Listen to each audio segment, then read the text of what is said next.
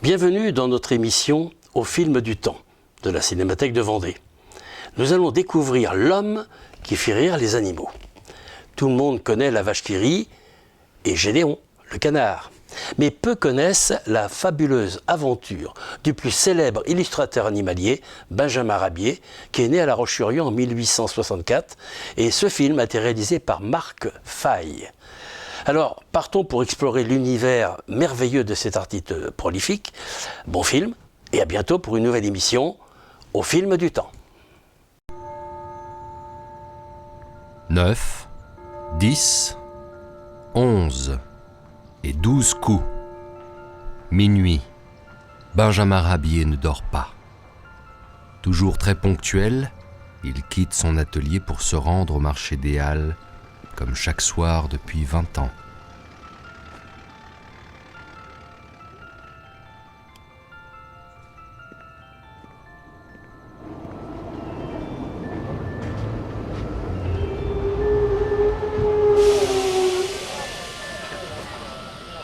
Il est vérificateur de marchandises pour la ville de Paris.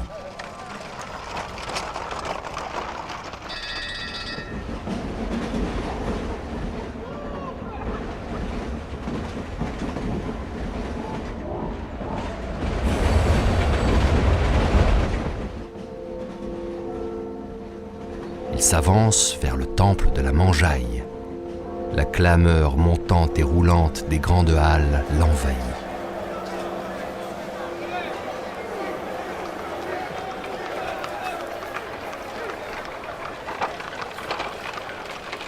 Il croise les figures les plus pittoresques de ce marché de nuit.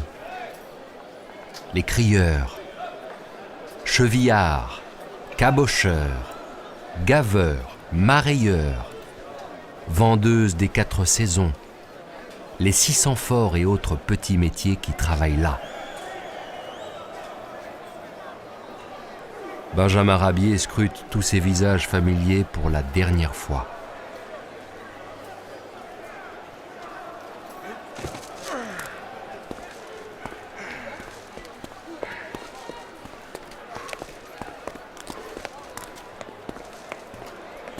Les mains noircies des vendeurs de noix, l'odeur de poils grillés des lapins, celle plus âcre de la sueur des travailleurs, celle de l'humus, des fougères qui tapissent les étals.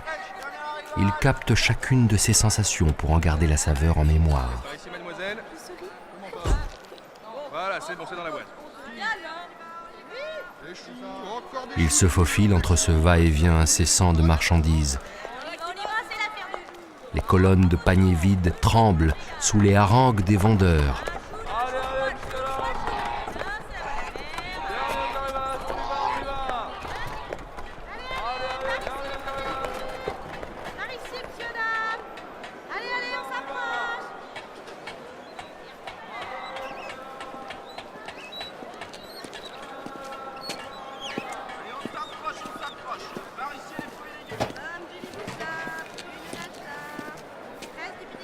Benjamin Rabier se sent chez lui dans cet univers bouillonnant.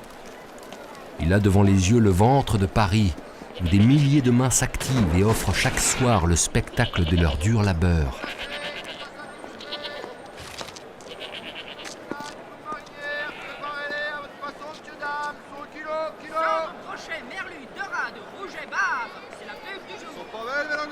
Attention, chaud devant, ça fonce à fond. Le pièce bien fraîche, derniers arrivages, messieurs, dames. Ce soir, Benjamin Rabier éprouve à la fois une sensation de mélancolie et de libération.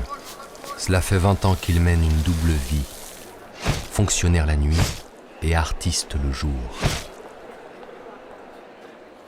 À 46 ans, Benjamin Rabier a décidé de tourner une page de sa vie.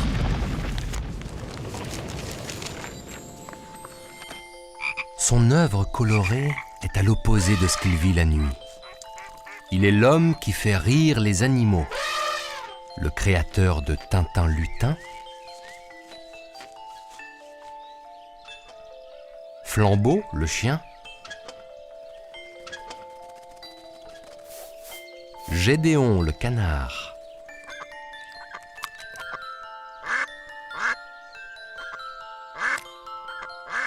et le créateur graphique de la vache qui rit.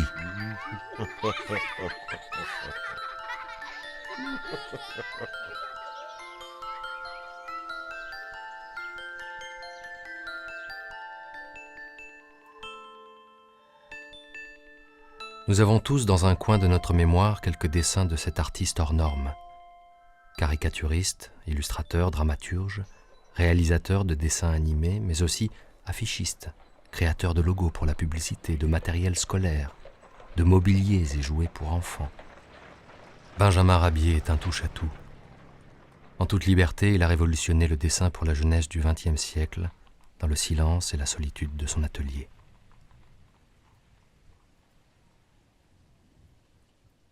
Ce qui pourrait caractériser le personnage de Benjamin Rabier, c'est peut-être l'adjectif paradoxal. Comme fonctionnaire, il évolue dans un univers très structuré, très hiérarchisé, très cadré. Et puis le jour, comme artiste, au contraire, il laisse libre cours à son imagination. Donc vraiment deux univers extrêmement différents. Autre paradoxe, Benjamin Rabier est quelqu'un de très innovant, très imaginatif dans son œuvre, et à la fois c'est un homme extrêmement casanier, très maniaque, qui déteste le changement et le désordre. Et puis, autre paradoxe, l'œuvre de Benjamin Rabier, les dessins pour enfants sont très empreints de morale, de moralité. Et en même temps, c'est quelqu'un qui s'est un peu lâché, si on peut dire, en écrivant des pièces de théâtre, des vaudevilles extrêmement légers et lestes. Mais tous ces paradoxes témoignent de la complexité de Benjamin Rabier et le rendent très intéressant et attachant. Benjamin Rabier est né le 30 décembre 1864 à Napoléon-Vendée, qui prendra par la suite le nom de La Roche-sur-Yon. Il collectionne depuis son enfance des centaines de documents. Dans son atelier parisien, il découpe, trie, range, s'amuse à faire des classements. Tous les thèmes l'intéressent. Les animaux exotiques, les moyens de locomotion, les métiers, les artistes du théâtre et des spectacles en vogue, ou encore les images du vieux Paris. En 1869, la famille quitte La Roche-sur-Yon pour la capitale. Avec 2 millions d'habitants, Paris est la 3e ville du monde, derrière New York et Londres. Lorsque Benjamin Rabier débarque à la gare Montparnasse, la ville est un vaste chantier. Son père, menuisier, participe aux grands travaux d'urbanisation haussmannienne. La famille Rabier s'installe au but de Chaumont dans une pièce, sous les combles, sans le moindre confort. Elle subit le siège de Paris et la défaite de 1870 contre les Prussiens. Et comme si la famine ne suffisait pas, l'hiver cette année-là est rude. Cette plongée brutale dans un monde urbain et misérable, loin de la campagne sereine de ses premières années, est un choc qui laissera un goût amer au jeune garçon. Le siège de 1870 laisse la place à la Commune. Bien des années plus tard, Benjamin Rabier racontera cette période de sa vie. C'était pour moi une façon un peu pénible d'entrer dans la vie et d'y faire mon apprentissage. J'ai assisté au dernier soubresaut de la Commune. Barricades, fusillades, exécutions, inhumations. Je pensais à ce moment que toute la vie, ça allait être comme ça.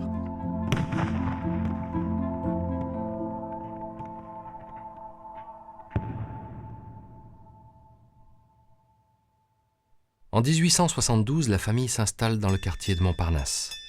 Le jeune Benjamin Rabier fréquente l'école des frères chrétiens rue Falguière. Bon élève, il accumule les récompenses. En 1880, il remporte le prix de dessin de la ville de Paris. Cette récompense est assortie d'une bourse lui permettant de continuer ses études dans un établissement plus réputé. Mais son père se blesse et ne peut plus travailler. Ses parents n'ont plus les moyens d'assumer financièrement. Benjamin Rabier quitte l'école à 16 ans et commence à travailler. Il enchaîne les petits emplois. De cette injustice, il gardera toute sa vie une blessure ouverte. Il devient employé à la Caisse commerciale de Paris.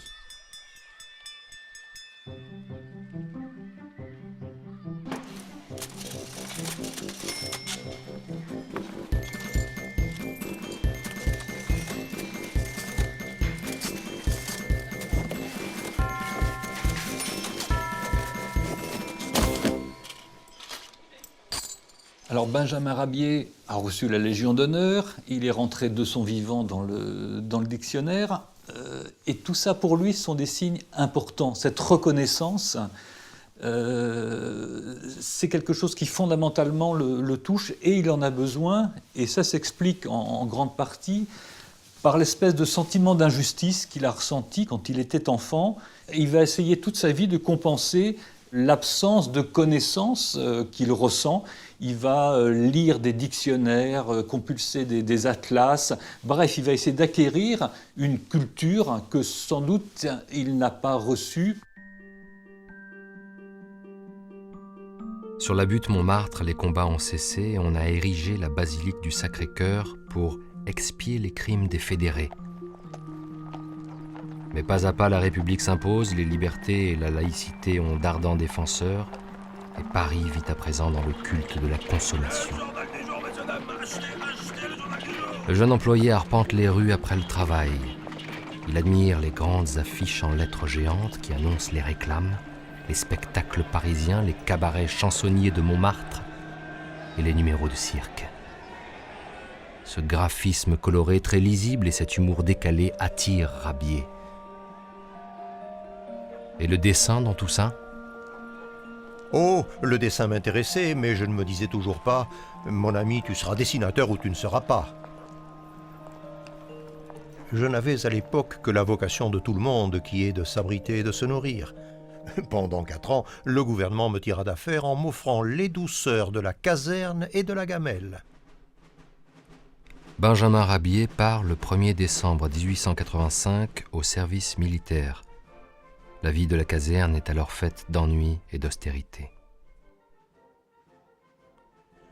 Je dus mon salut à nos officiers qui instituèrent un concours de dessin où je me distinguai. Mes copies de gravures et aquarelles de batailles glorieuses me valurent de gros compliments de la part de mes chefs. Par manière de récompense, je fus chargé de la surveillance de la bibliothèque militaire. Et comme elle contenait des albums de Daumier, Gavarni et Granville, je me mis à les transcrire à tour de bras. En 1889, son service militaire s'achève. Ses longues heures de copie lui ont inoculé le virus. Il sera dessinateur animalier. Cependant, ce rêve n'est pas encore réalité. Une opportunité se présente alors à Benjamin Rabier qui se révélera décisive. Il devient ouvreur dans un cirque et plonge dans un univers d'enchantement. Le cirque, sa ménagerie, ses clowns et acrobates, ses rois de la pantomime et du gag visuel, une ambiance joyeuse et festive sont autant de sources d'inspiration exaltantes pour le jeune dessinateur.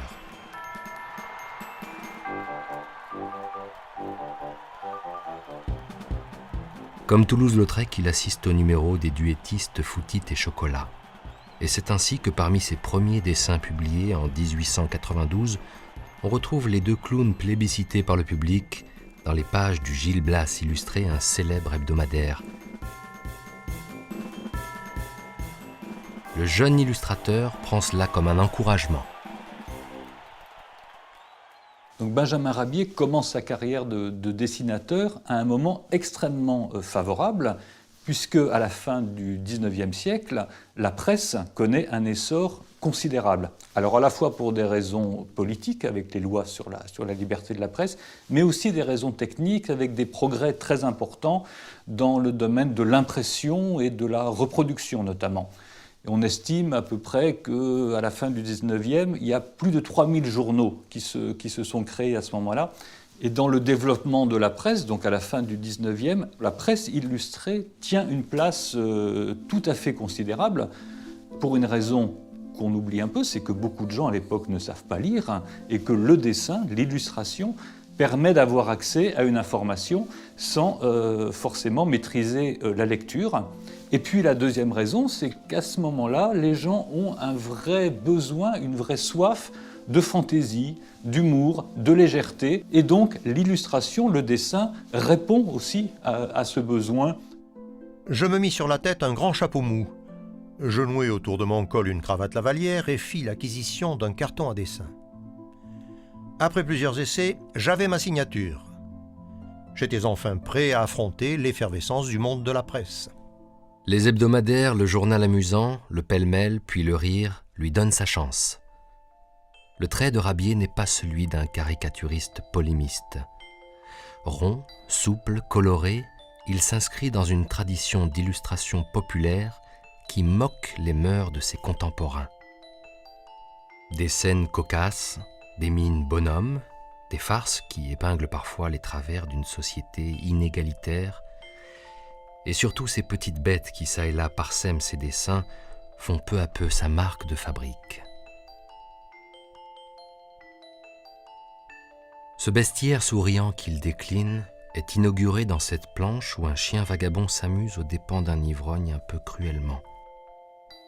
Le cabot a l'air de sourire, un sourire d'animal qui imiterait l'homme, une expression imprévue, animée et très bouffonne. Quelques jours après la publication du dessin, le directeur du journal dit à Benjamin Rabier « J'ai reçu des lettres de lecteurs qui ont trouvé très amusant votre chien qui sourit. Dessinez donc de temps en temps des animaux avec des expressions comiques. » Comme dessinateur, Benjamin Rabier, depuis ses débuts et vraiment jusqu'au bout, a toujours eu comme préoccupation majeure d'offrir un dessin extrêmement simple, extrêmement clair, extrêmement lisible. Alors ça passe par l'utilisation d'aplats de couleurs.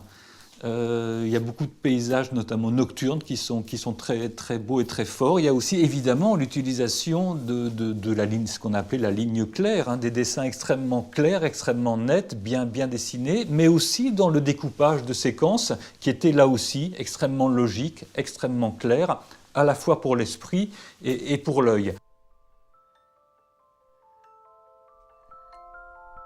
Malgré ses débuts prometteurs, dans cet âge d'or de la presse illustrée, les salaires des dessinateurs restent dérisoires. C'est pourquoi Benjamin Rabier, dès ses débuts, est heureux de trouver un poste enfin stable de fonctionnaire de nuit. Ce qui lui permet de dessiner et de courir les salles de rédaction la journée où il côtoie les plus célèbres des caricaturistes et polémistes de l'époque. Il rencontre Stijn Lane, le célèbre auteur de l'affiche du chat noir, qui est l'artiste du peuple et des revendications sociales. Mais aussi Émile Cole, l'inventeur du dessin animé et futur collaborateur, qui caricature alors ses contemporains. On reconnaît ici Toulouse-Lautrec. Assez rapidement, il devient un des illustrateurs les plus demandés par la presse pour enfants et adultes. Les lecteurs s'habituent à trouver dans les pages de leur journal favori le ton enjoué et moqueur de Benjamin Rabier, qui régulièrement évoque dans un clin d'œil cocasse le monde fermier de son enfance. Et toi, petite, comment s'appelle-t-elle ton institutrice anglaise ?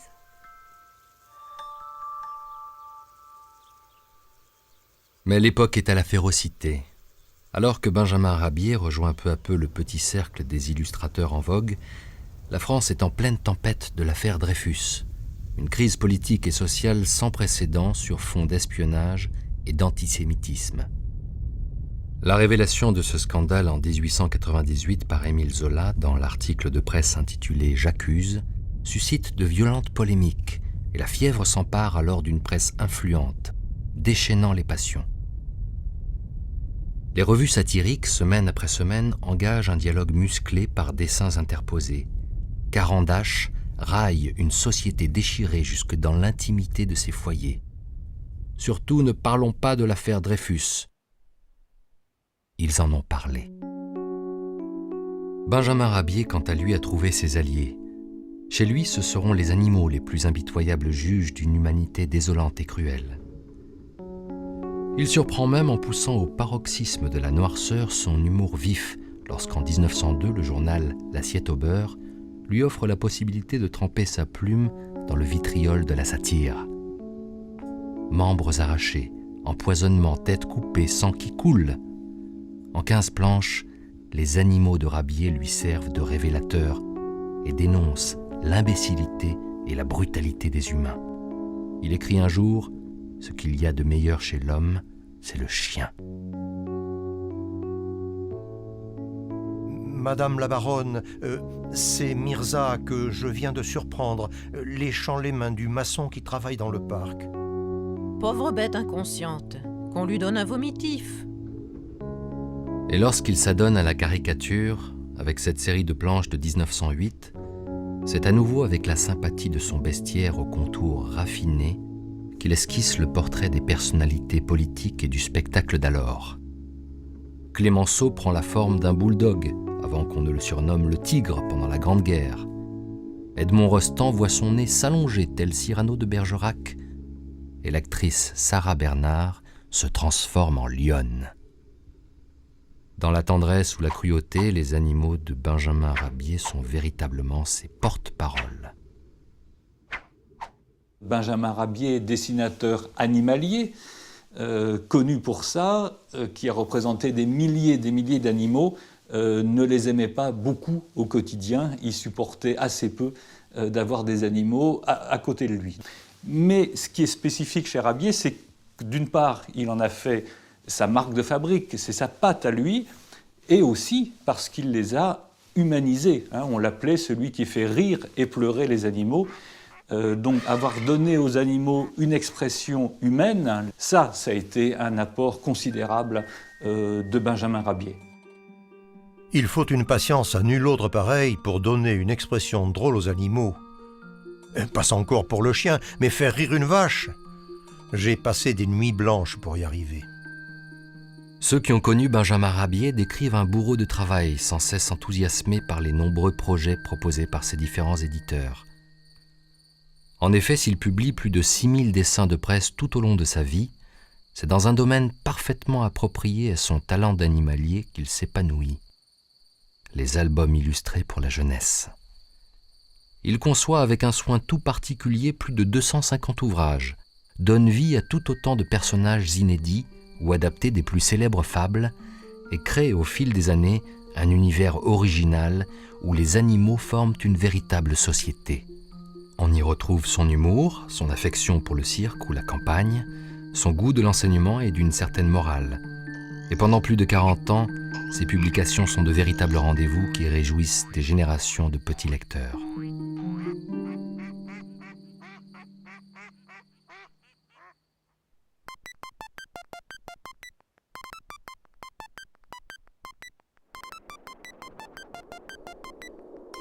Et cette œuvre colossale est inaugurée par un premier essai qui s'avère être un coup de maître.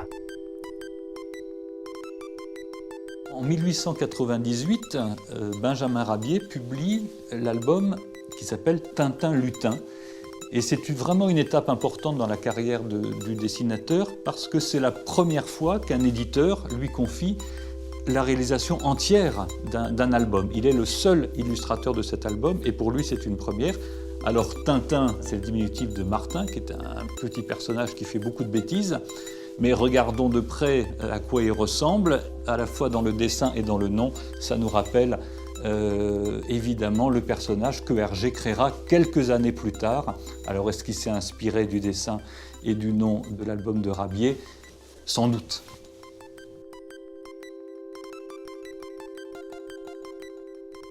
Tintin-Lutin est un personnage très proche du personnage d'Hergé. Tintin-Lutin a une petite houppe, n'est-ce pas, qui remonte comme celle de Tintin. Et puis, il a des pantalons de golf. Il est accompagné d'un chien. Et puis, il a un visage rond, lunaire. Et puis, sans doute, est-on frappé par l'introduction chez Hergé de figures à peine décalquées, quasiment détournées de Benjamin Rabier. Notamment des images d'animaux que l'on va retrouver chez Tintin chez les Soviets et Tintin au Congo. On voit par exemple, précédant donc une vache qui rit, des oies, ces oies étant elles-mêmes précédées par un âne, puis par Milou qui est déguisé en tigre. Tout cela fait une sorte de cirque très drôle qui évidemment sort de chez Benjamin Rabier. Ça n'est pas une copie, ça n'est pas un détournement. Je crois que c'est une manifestation de l'admiration d'Hergé pour Benjamin Rabier.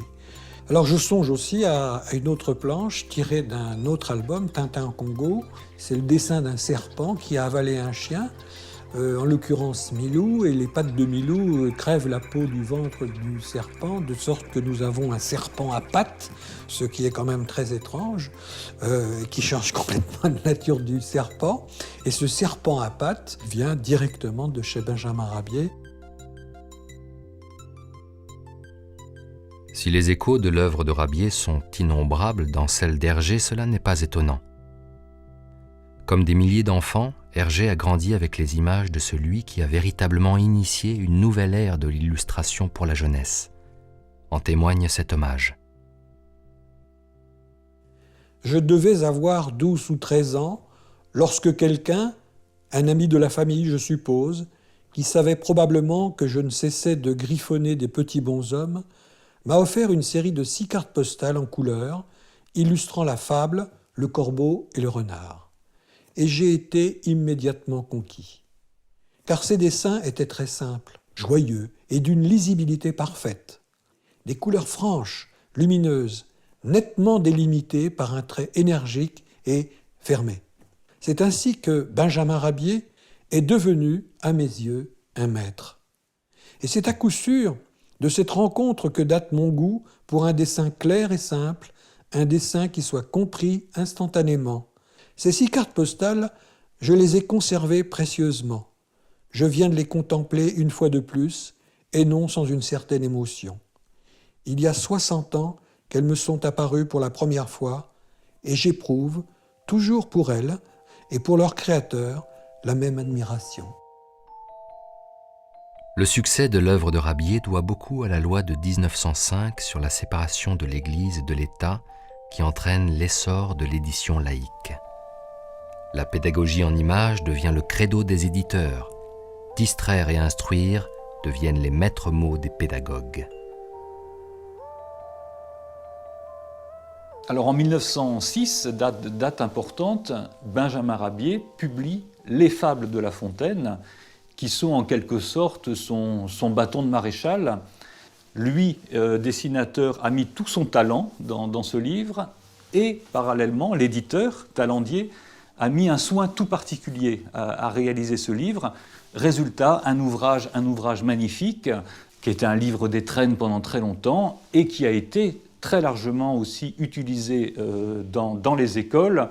Il va en ressentir une immense fierté qui viendra compenser le sentiment d'injustice qu'il a ressenti quand il était enfant. Les Fables de La Fontaine sont un triomphe. Publiées pour la première fois en 1906, elles ne cessent d'être rééditées depuis. Suite à ce succès, les projets se multiplient. Son éditeur lui demande de remettre au goût du jour le roman de Renard, le célèbre ouvrage du Moyen-Âge qui faisait déjà la satire des comportements humains en se servant d'animaux. Rabier s'approprie l'ouvrage et lui apporte encore une fois sa touche de douceur si caractéristique. Viendront bien sûr les abécédaires, manuels d'arithmétique ou de lecture, les plumiers, bons points, jeux de loi, des calcomanies et même de la vaisselle pour le plaisir des petits gourmands. Au quotidien, les enfants de la première moitié du XXe siècle retrouvent l'univers coloré de Rabier décliné indéfiniment. L'illustrateur ne ménage ni ses efforts, ni son imagination. Benjamin Rabier a créé son propre journal qui s'appelait l'histoire comique et naturelle des animaux, qu'il assumait tout seul. Chaque numéro était consacré à un animal différent. Il y avait toute une partie où il était très descriptif, très pédagogue, et toute une partie où il laissait aller sa fantaisie en inventant des histoires à propos de l'animal qu'il avait choisi. L'illustrateur travaille d'arrache-pied dans son atelier de la rue Chasseloup-Lebas. Non loin de là, la Tour Eiffel veille sur lui et lui rappelle chaque soir, après une journée passée à dessiner, qu'il est temps de retrouver sa casquette de fonctionnaire de la ville de Paris. Le jour, il flâne parfois dans les parcs parisiens où les enfants tirent des petits animaux en bois qu'il a conçus. C'est aussi pour Benjamin Rabier l'occasion d'emmener ses enfants. Benjamin, né en 1895, et Suzanne, née en 1897, voir les animaux de la ménagerie de Paris.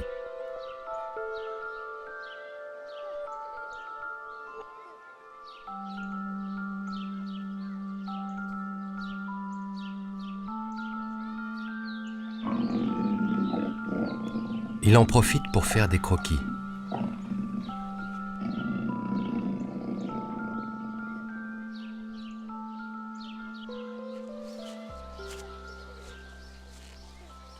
Quand il dessinait un animal, il voulait qu'il soit extrêmement ressemblant. Rabier a beaucoup fréquenté les zoos, le jardin des plantes. Il voulait vraiment un dessin très très précis. Donc en ça, sans doute, il a fait œuvre de zoologue, puisqu'il a traduit ce désir de pédagogie dans les Fables de La Fontaine, bien sûr, dans le Buffon illustré aussi. Buffon, nommé intendant du Jardin des Plantes en 1739, transforme ce cabinet d'histoire naturelle du roi en centre de recherche et en musée, et entreprend de tracer le tableau de la nature entière dans un corpus de 36 volumes de sciences naturelles, largement illustrés. Cette œuvre majeure l'occupera toute sa vie, et lorsque Benjamin Rabier se voit proposer de l'adapter, il prend cela comme un nouveau défi. La rigueur scientifique, l'aspect didactique de l'ouvrage sont à la hauteur de ses ambitions. Il consacrera 3 ans à cette entreprise colossale, plus concentrée que jamais.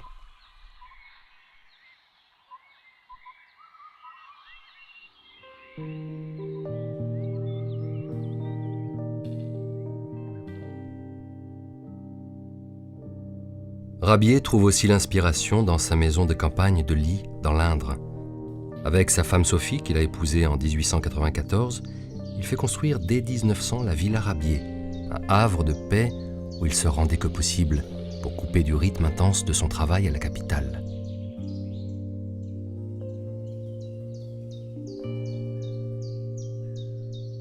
Il aime faire de longues marches en famille, dans la nature, et la maison, le village, ses environs, serviront de décor dans plusieurs de ses albums.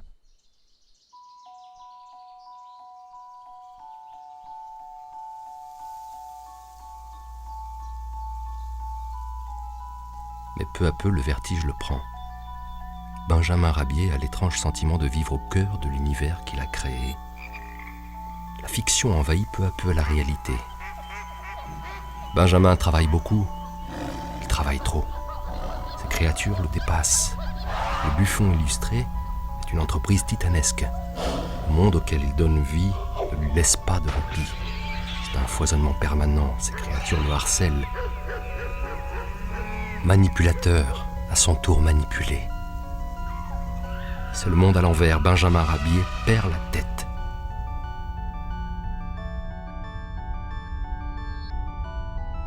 Serait-ce une maladie? Une maladie rare? Une malédiction propre à tous les dessinateurs pour enfants? Les symptômes se révéleront les mêmes quelques années plus tard chez Walt Disney, et Hergé lui-même n'y échappera pas. L'artiste est dépassé par ses créatures. On lui diagnostique des troubles cérébraux dus au surmenage intellectuel.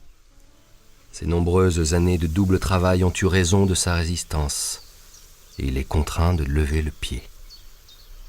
Benjamin Rabier va alors faire un choix. Il pense que désormais sa situation sociale et financière lui permet de vivre sans salaire fixe, et il quitte son poste d'inspecteur aux Halles en 1910. À 46 ans, il peut désormais se dévouer totalement à son œuvre qui le réclamait. S'ouvre alors une période heureuse de sa vie. La famille s'agrandit en 1911 avec la naissance de leur dernière fille, Simone, par un été très chaud. La vie est douce. Il passe plus de temps à la campagne. Ses enfants grandissent au bord de l'eau. Et les 2 albums qui sortent ces années-là, Scènes comiques dans la forêt et Azor et Mistigris, se situent eux aussi dans ce décor bucolique.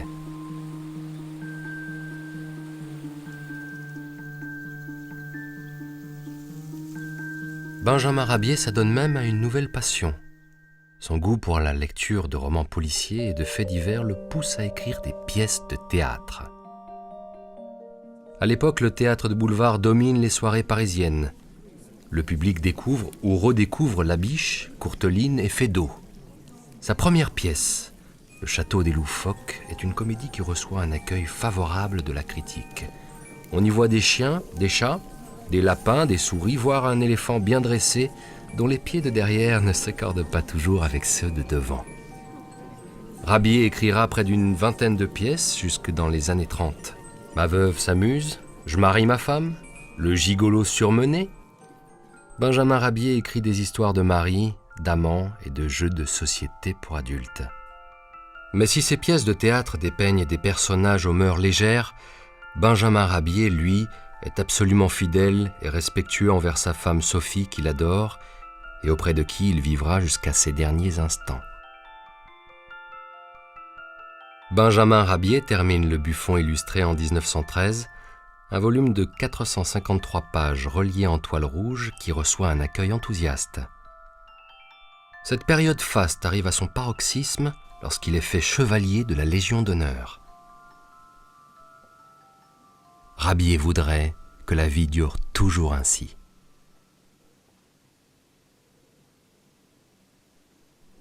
La Première Guerre mondiale va venir bouleverser cet aimable plan de carrière.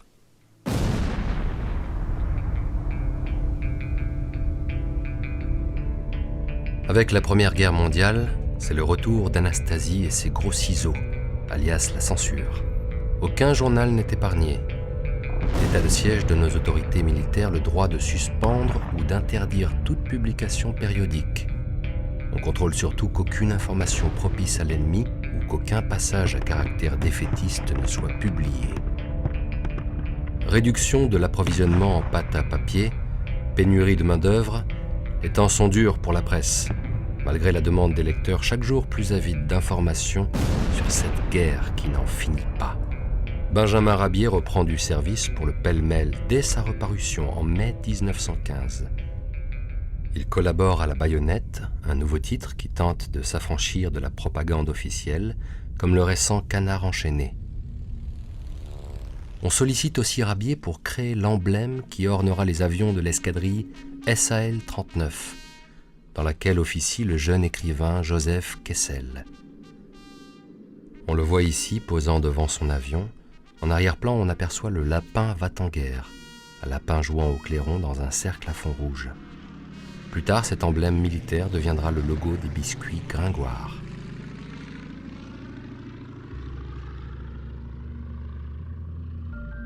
À l'égal des héros du moment, tels les pieds nickelés de Forton ou Bécassine de Pinchon, Rabier enrôle ces animaux au service de la France et retrouve leur symbolique nationaliste. Le coq gaulois, l'ours russe et le léopard anglais s'esclaffent devant l'aigle prussien.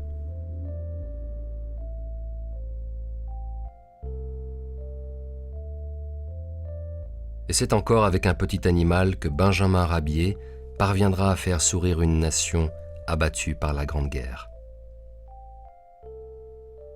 Pendant la Première Guerre mondiale, Benjamin Rabier, comme l'ensemble des dessinateurs, est réquisitionné pour participer à l'effort de guerre. Alors il va dessiner des affiches de propagande, beaucoup de choses, et notamment il va créer le personnage de Flambeau, le chien héros de la guerre, qui réalise des exploits. Donc c'est une leçon de patriotisme à destination des enfants. Et c'est un album que Rabier va beaucoup soigner parce qu'il a du temps. Il travaille peu pendant la guerre. Et il va donc mettre beaucoup de son temps et de son talent dans ce personnage. Flambeau, de condition modeste, n'a pas peur d'aller au front en position d'éclaireur. Son nom, celui d'un journal de guerre lancé en 1915, est déjà tout un programme. Il enchaîne des actes héroïques où les ennemis allemands sont tournés en ridicule. Flambeau devient l'archétype du poilu. Et par une conjonction historique étonnante, le courageux chien, content de remonter le moral des troupes, se retrouve au cœur d'une formidable avancée de l'histoire de l'art. Car grâce à la toute nouvelle invention d'Émile Cole, le dessin animé, Rabier va insuffler une vie nouvelle à son héros et le duo va ainsi être à l'origine d'un genre inédit qui sera plébiscité par des générations d'enfants.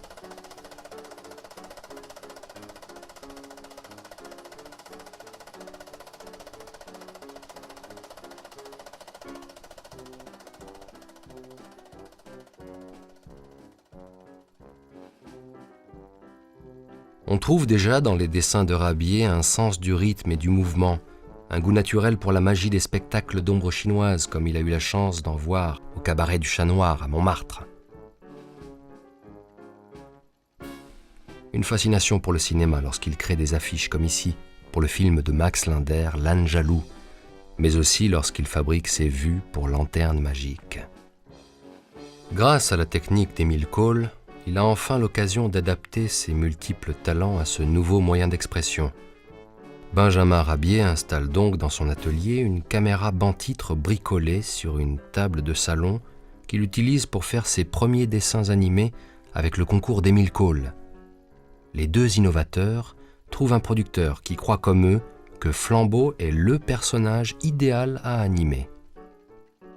René Navarre va devenir le producteur en septembre 1916 de Benjamin Rabier et d'Émile Cole. Alors évidemment, quand on prononce le nom de Navarre, il y a immédiatement la figure de Fantomas qui apparaît, puisqu'il l'a incarné pendant longtemps.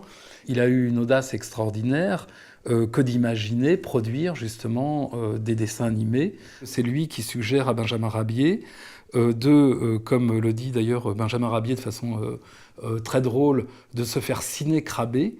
Alors ça, il faut comprendre ce que c'est, parce qu'à l'époque, les crabes, c'est de l'argot pour désigner les comédiens. Et donc, il s'agit de filmer Benjamin Rabier en tant que dessinateur et de le mettre en scène au début de chacun des épisodes pour qu'on le voit agir. Ensuite, ces dessins échappent au crayon et puis deviennent le film.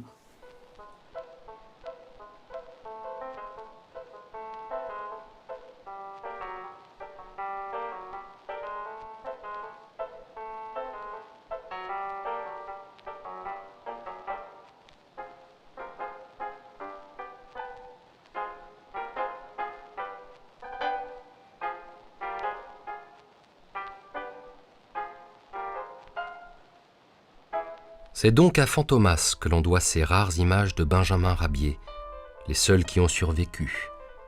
Et c'est avec émotion que l'on peut apprécier la douceur du regard de l'illustrateur, la timidité qui se dégage de ces images uniques, une certaine humilité.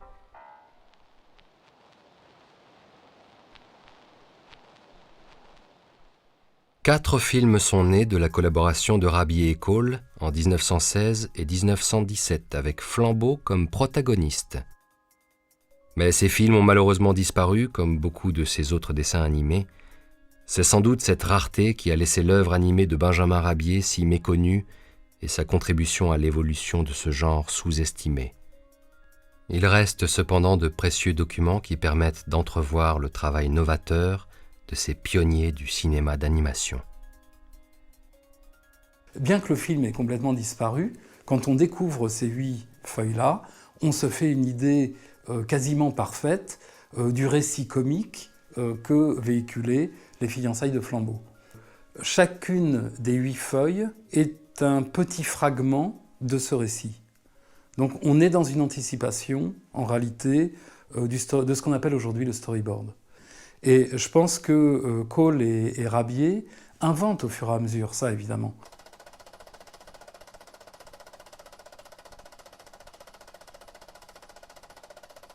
Ce dessin animé, retrouvé très récemment par miracle, est sans doute l'unique exemplaire témoignant de la collaboration de Rabier avec Émile Cole, relique des rares moments de joie qu'a dû vivre le dessinateur au cœur des années noires de la guerre.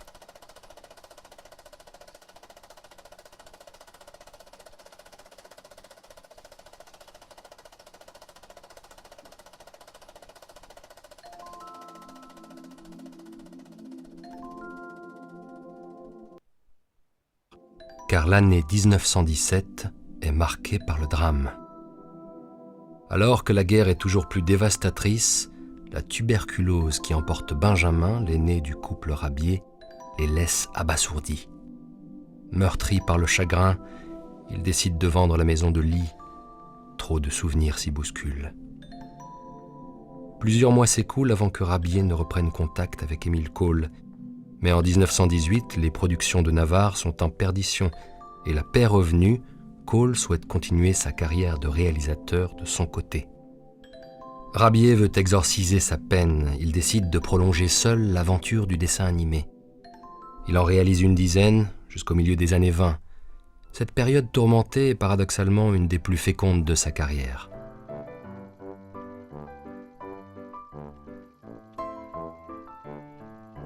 Animaux au contour humain, graphisme lisible, récit qui revisite les grands classiques de la littérature enfantine. Comment ne pas voir dans son œuvre les prémices de la fantasmagorie mondialisée de Walt Disney? Benjamin Rabier a eu très tôt l'intuition de ce qui est encore aujourd'hui plébiscité par les enfants. Et une autre de ses créations va également connaître un destin historique. L'époque interdit le défaitisme? Qu'à cela ne tienne, Benjamin Rabier sait faire rire les animaux. Il dessine pour le service de ravitaillement en viande fraîche des sections automobiles de l'armée, la RVF, une jolie tête de vache à la demande d'une de ses anciennes connaissances du marché des Halles. Coup de génie! Cet emblème qui affiche un optimisme débordant va bientôt passer à la postérité. Cette vache hilare est d'abord reprise en 1919 pour illustrer la partition de Foxtrot, intitulée de façon satirique « La Washkiri », en référence à la Valkyrie de Wagner.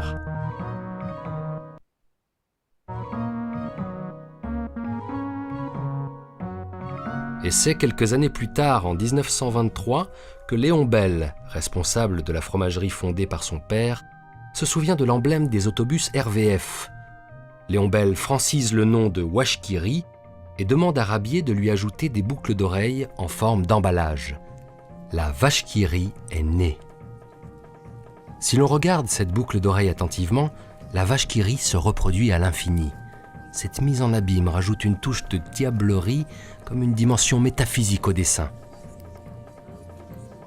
La Washkiri connaît d'innombrables déclinaisons publicitaires, elle s'accorde au goût des pays qui l'adoptent. Elle est aussi parodiée.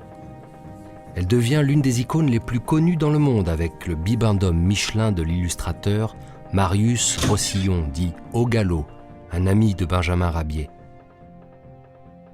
Alors que l'insouciance des années 20 berce la capitale, Benjamin Rabier peut mesurer le chemin parcouru et l'ascension sociale du gamin mal nourri des Buttes-Chaumont, devenu l'illustrateur vedette, décoré de la Légion d'honneur, qui fait son entrée dans le Larousse universel en 1923.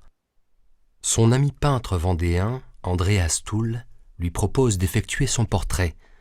Benjamin Rabier lui répond « C'est ça, faites mon portrait, ça fera plaisir aux miens. Et surtout, n'oubliez pas mes verrues, je les compterai. Et si vous me faites souriant, que ce ne soit pas en joli cœur, mais comme une vache qui rit. » C'est à cette époque que sa fille Suzanne et son mari Louis Huguet font l'acquisition de la propriété du Breuil, à Faverolles. Benjamin Rabier y passera de nombreuses vacances et des jours de détente heureuse en compagnie de ses petits-enfants. Ne restant jamais bien longtemps inactif, il construira pour eux des petites maisons dans le parc de la propriété. L'une d'entre elles sera baptisée le Chat Noir, un hommage au spectacle d'ombre chinoise de ce cabaret de Montmartre et au milieu artistique de la Belle Époque.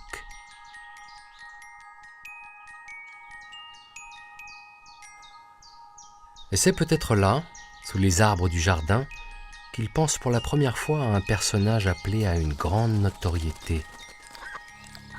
Gédéon. Il sera le fleuron de sa carrière. Gédéon, c'est le vilain petit canard.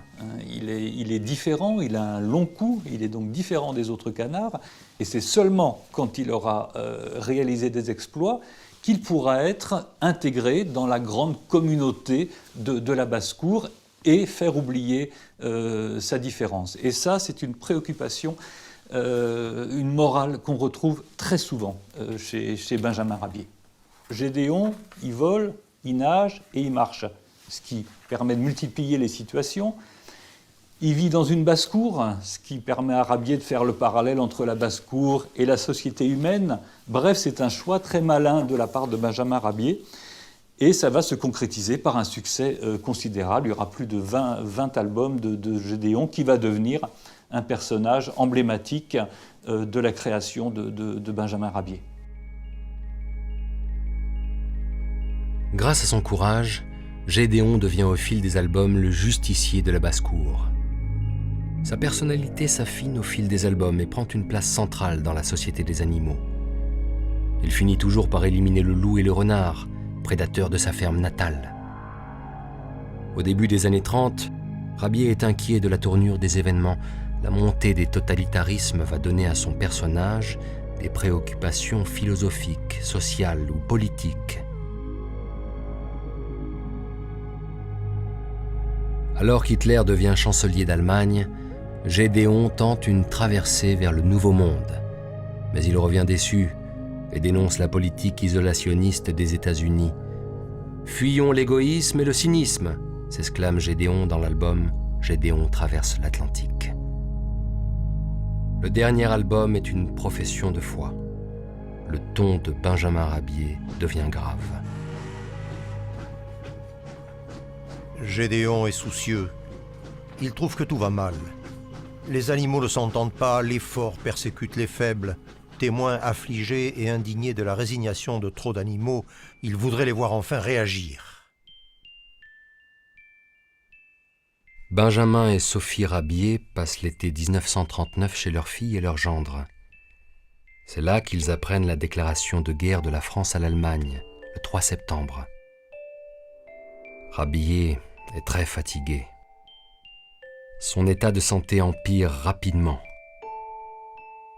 Il décède le mardi 10 octobre. Il est enterré dans le petit cimetière de Faverolles.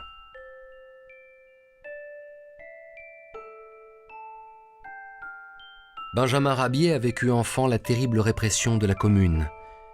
Il a été témoin de l'absurdité de la Première Guerre mondiale.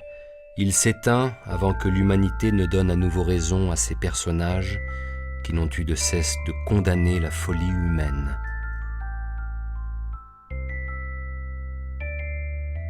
L'histoire des animaux de Rabier commence en 1900 avec un chien hilar et s'achève en 1939 avec le canard Gédéon, soucieux du monde à venir.